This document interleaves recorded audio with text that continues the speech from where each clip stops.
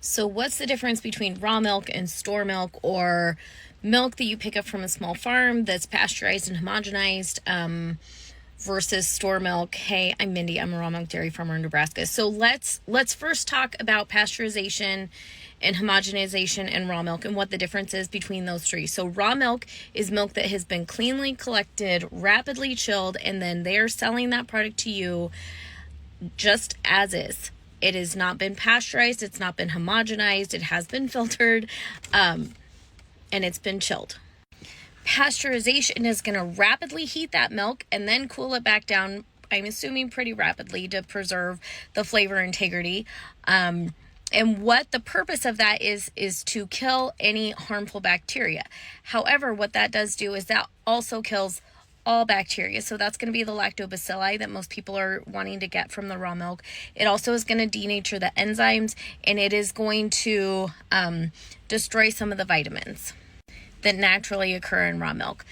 Second, homogenization. Homogenization forces the cream or the fat through really tiny holes, for lack of just to super simplify it. So what that does is it actually kind of destroys those fat particles. So instead of floating on the top and sitting on the top of your milk, they blend evenly. And that's what store milk is. It's going to be pasteurized, so it has a longer shelf life, so that it's going to maintain an even flavor the whole time, and then it is going to keep the fat or the cream mixed in that milk.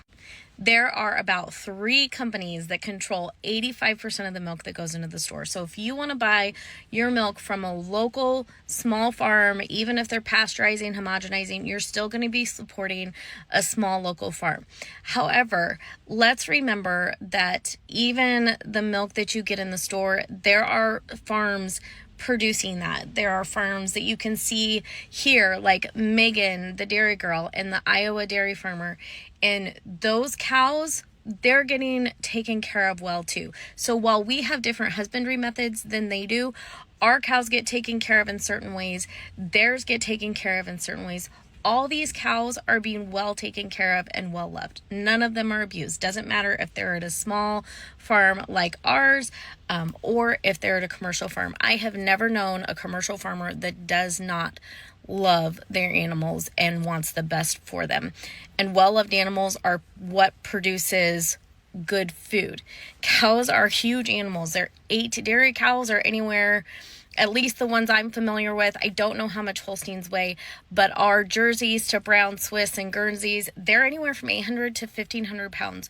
You cannot force an animal of that size to be cooperative or do what you want to do if they don't trust you, if they're not well taken care of. So just because cows are at a commercial dairy doesn't mean they're getting abused. They're well loved, they're well taken care of. That being said, raw milk and the milk in the store are 2 completely different types of food. We do still go buy dairy products from the store. You guys, I am not here to vilify any of these things, but raw milk and milk from the store are 2 completely different foods. Raw milk is going to have every single fat and water soluble vitamin known to man in it. It's going to have minerals, it's going to have enzymes, it's going to have pre and probiotics.